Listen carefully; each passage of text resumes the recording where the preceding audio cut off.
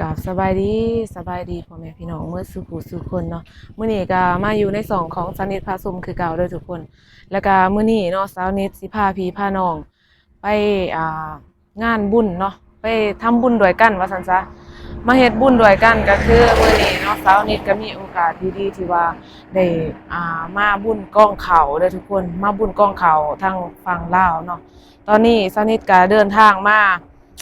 วัดบ้านติ๋วเนาะเมืองละม่ามแขวงเสกองเด้อเพราะว่าก็ห่างจากบ้านสาวนิทมานี่ก็ประมาณ10ปลายกิโลเนาะประมาณ15-16กิโลเด้อทุกคนตอนนี้ธรรมศาสตร์ทางหลังสาวนิทก็คือแบบว่างามแฮงเนาะแล้วก็สาวนิทสิพาทุกคนมาเบิ่งวัดว่าอารามทางบ้านติ๋วเนาะมันก็เป็นเขตชานเมืองว่าซั่นซะห่างไกลจากตัวเมืองแน่เนาะประมาณ15กิโลเมตรเด้อทุกคนอันนี้ก็สิเป็นทางเข้าวัดเนาะตอนนี้สาวนิทเดินทางมาฮอดวัดบ้านติ๋วแล้ววัดบ้านติ๋วเมืองละม่ามแขวงเสกองเนาะแล้วสำหรับประเพณีแล้วก็วิธีการของเพิ่นสิมีพิธีการจังใดเนาะสำหรับงานบุญกองเขาเนาะ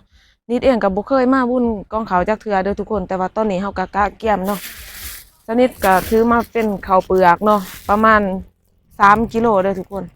แต่ก็บ่ฮู้ว่าเพิ่นสิมีพิธีการหยังแบบใดเดี๋ยวสนิทสิเอาภาพบรรยากาศโดยรวมเนาะมาฝากพี่ๆน้องๆเมื่อสุขุสุขคนเด้อเดี๋ยวตามสนิทไปเลยเนาะ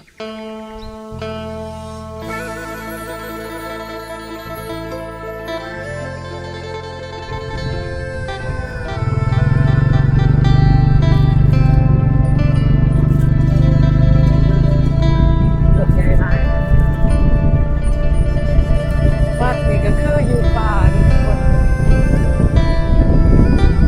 ป่าที่ปลูกกันเนาะ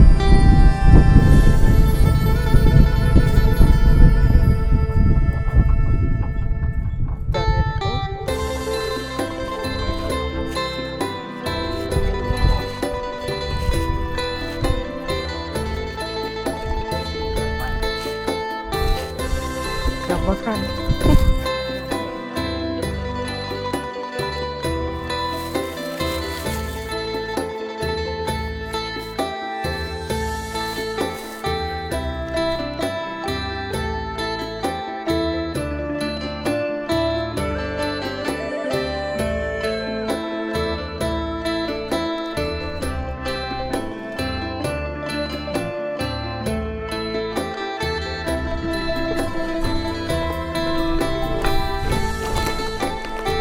กับเดียวกัน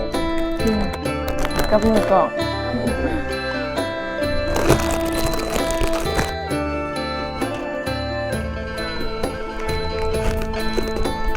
แม่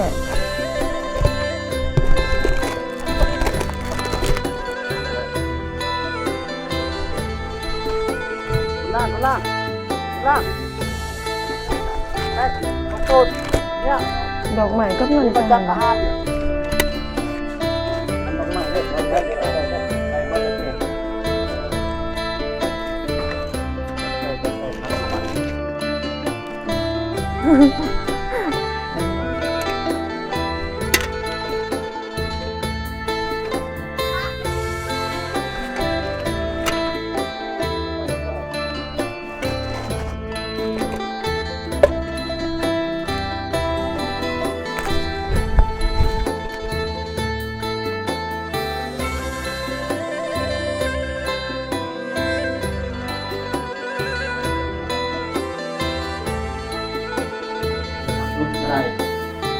ก็ดี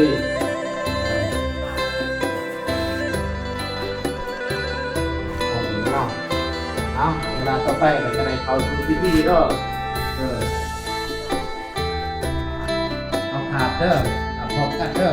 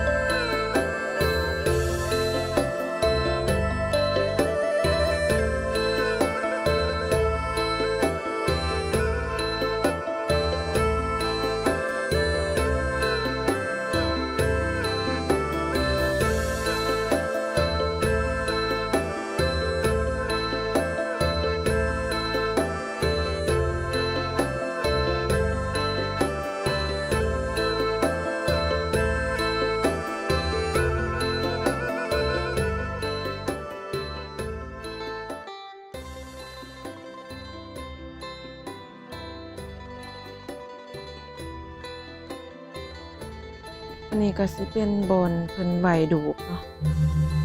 เป็นถาดไหวดูกนะทุกคนเป็นถาดไหวดูกผู้ที่ว่าเสียแล้วเนาะผู้ที่ว่าล่าโลกแล้วว่าซั่นซะเนาะสถานที่วัดวาอารามเอาแล้วบัดนี้สนิทก็สิพาทุกคนไปไหว้พระอีกเนาะเดี๋ยวตามสนิทไปเลยเนาะเพราะว่าสนิทเองกับบ่แน่ใจเนาะว่าเพิ่น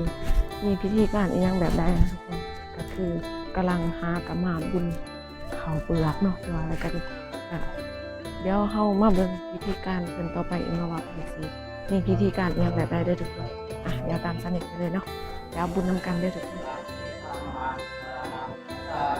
โอติยาปิสังฆังสรณังคัจฉามิตติยามปิพุทธังสรณังคัจฉามิตติยามปิธัมมังสรณังคัจฉามิ นิพพานาสังฆตังนิโตโอติยังปิข้าพยังปิโอตินังวาตานิทานังทานังเมปาริสุทธาอาสระเทวะนิพพานา เอาเปลือกเล็กเอาการไหนบริวารทำไปแล้วนอนความทุกข์ตัวบอกหน่อยทั้งหลายมีกระเถิด วันนี้ก็คือ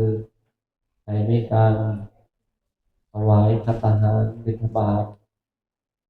มันก็ได้มีการใส่บาตรรักษาศีลการเฮ็ดบุญนี่เป็นสิ่งสำคัญ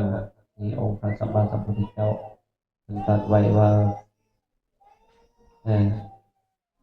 ตอนจะมีการเฮ็ดบุญข้าวเปลือกในสมัยครั้งพุทธกาลในสมัยครั้งพุทธกาลมีพระเจ้าประเสนทิโกศล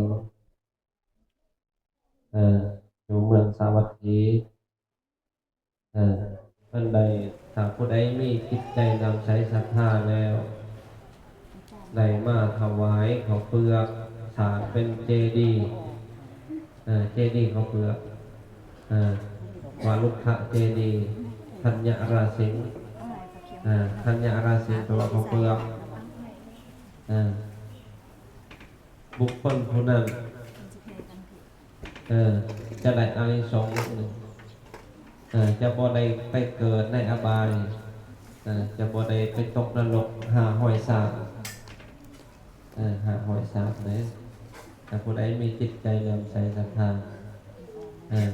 จะบ่ได้ไปตกได้เป็นเทพเป็นอสุรกายสัตว์อยากให้เฮาสละในการเฮ็ดบุญบุญสำคัญก็คือให้เฮามันรักษาศีลของพระพุทธเจ้าทั้งว่ามันให้ทานมันรักษาศีลแล้วก็มันภาวนาผู้ใจว่าภาวนาพอออกไม่ออก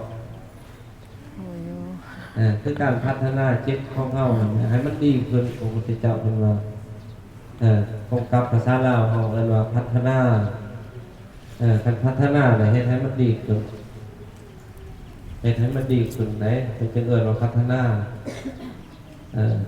คันมันลดลงทางบ่แม่นไหนเอิ้นว่าทำลายพอออกไม่ออกอยากให้เฮาเข้าใจเด้อเขาเป็นคนลาวชาวพุทธนี่ต้องมันไหว้พระได้พอออกไม่ออกเด้อมันไหว้พระสวดมนต์มันจึงสิได้บุญเลยบางเทื่อเฮาเคยฆ่าสัตว์ตัดชีวิตเคยเฮ็ดบาปนะครับเคยเฮ็ดบาปมาหลายเขาก็เฮ็ดบุญตลอดเลยถ้าเขาบ่เฮ็ดบ่ได้ได้พอออกไม่ออกจะน้อยก็เจ้ากรรมนายเวรมาถามหาบางคนก็บ่รู้จักได้เจ้ากรรมนายเวรเจ้ากรรมนายเวรจักเป็นโตแบบใดรู้จักอยู่บ่เจ้ากรรมนายเวรพอออกไม่ออกเจ้ากรรมนายเวรหมายความว่าสิ่งที่เฮาเฮ็ดที่มันบ่ดีนะ อาจจะเป็นรูปการแบบใดก็ตามสิ่งใดที่เฮาคิดบ่ดีเว้าบ่ดีกระทำบ่ดีเจ้ากรรมนายเวรนะฮะบางเพื่อก็เจ้ากรรมนายเวรก็อยู่เฮือนอยู่ซ่านได้ถ้าผัวเมียบ่มีศีลบ่มีธรรมบางเทื่อก็เมียเป็นเจ้ากรรมนายเวรให้แก่ผัวบางเทื่อก็ผัวเป็นเจ้ากรรมนายเวรให้แก่เมียมันเป็นจังซั่นได้ เอาเข้ามาผู้ใดบ่ทันใส่เด้อสาบาทเด้อ เป็นสำหรับผู้ที่ว่าบ่ทันใส่ สาธุ มากี่นี่แล้วบ่ทันเนาะแล้วมาใส่ สาธุ เข้ามา สาธุอนุโมทามิแม่นยังอยู่สาธุสาธุ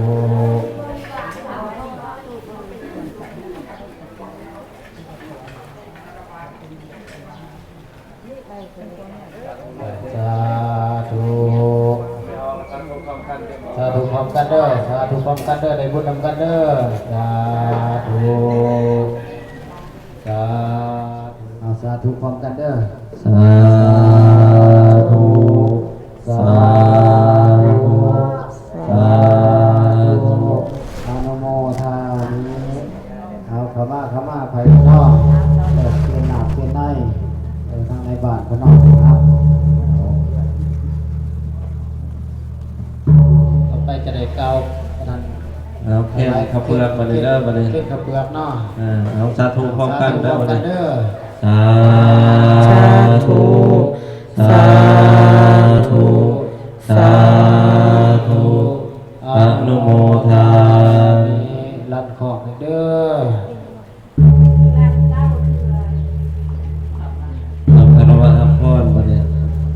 ปริยัติต่อยอดต่อที่หลังก็ได้เด้อสบายปันนาราโสยะธรรมณิโสติราโสยะธรรมวิวัสสันตุสัพพะโรโควินาศตุมาเตภวัตวันตรายโยสุขีทีคายุโกภวะ หรือว่าสุขภาพข้าวเปลือกก็ดีบุญข้าวเปลือกบ้านที่อยู่มาเป็นกระซ่างคนนี้ไม่ธรรมดา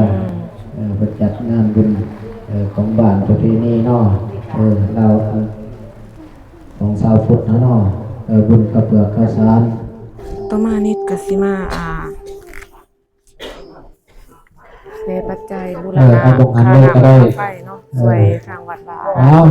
คนเราแม่เมื่อเราเปลี่ยนจัดแถวเขา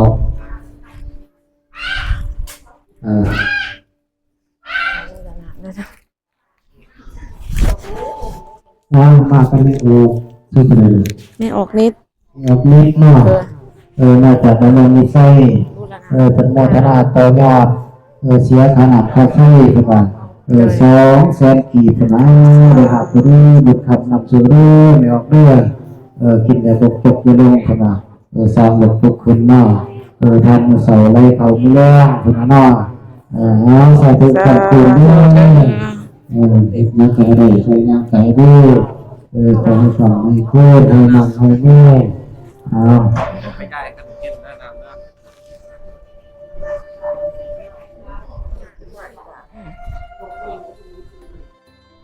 ะ ต่อมาก็สิมากินข้าวสามัคคีเนาะ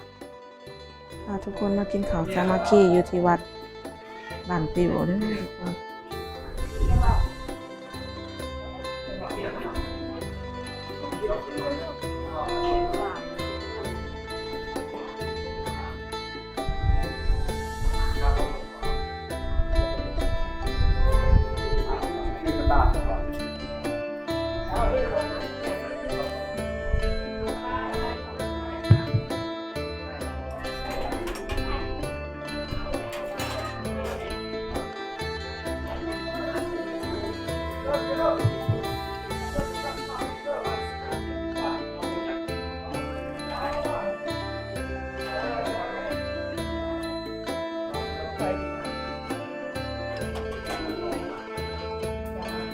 แบ่งขนม ป้าจ้างคะแนนเนาะ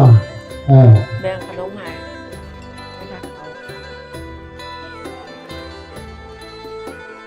สาธุบุญเด้อ เอาแขนทำปักซองเอาเด้อในสามเนาะขึ้นมากินข้าวสามัคคีนี่มาจัดใส่ประทานไปกับประทานเป็นขนมข้าวต้มนะคุณคุณเท่าคุณเท่าไปคุณเท่าคุณพระทางเชื่อต้องคุณอะไรให้ได้รู้ปัจจัยหรือเปล่าขนมข้าวต้มเขาไปไหนเดี๋ยวอย่าได้เอาไปดิมาตะปักซองแดนนาวคนไหนมากินข้าวสามัคคีด้วยขอบินทบาทนะ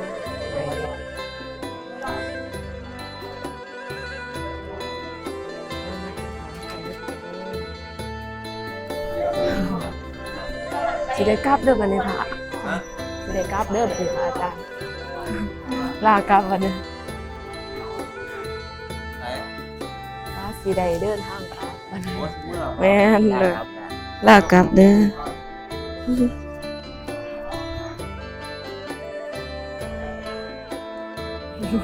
ให้ขนมมาเนาะ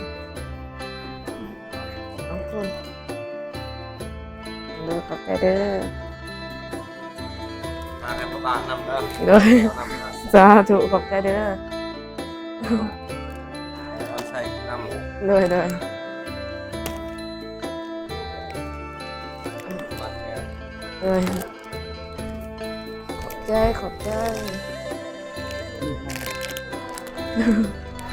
ครับเด้อลาแต่ลอง เลยเลิกละอ่ะกลับวันนี้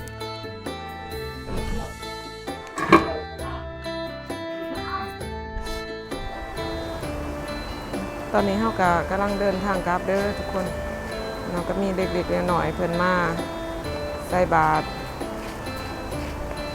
เด็กหน่อยเล่า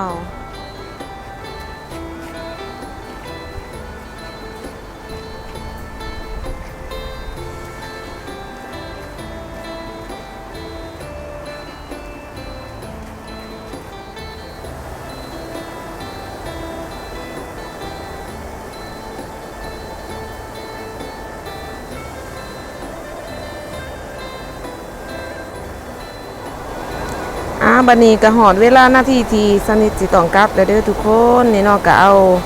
บรรยากาศทางเขาวัดมาฝากพี่ๆน้องๆให้ได้เบิ่งได้ชมน้ำกันเด้อเนาะแล้วสำหรับคลิปนี้สนิทก็สิได้ขอปิดคลิปด้วยภาพนำงามๆนี่เด้อทุกคนเนาะก็สิได้ลาพี่ลาน้องเมื่อสุขุสุคนไปก่อนแล้วพอกันใหม่ในคลิปต่อไปเด้อขอบใจ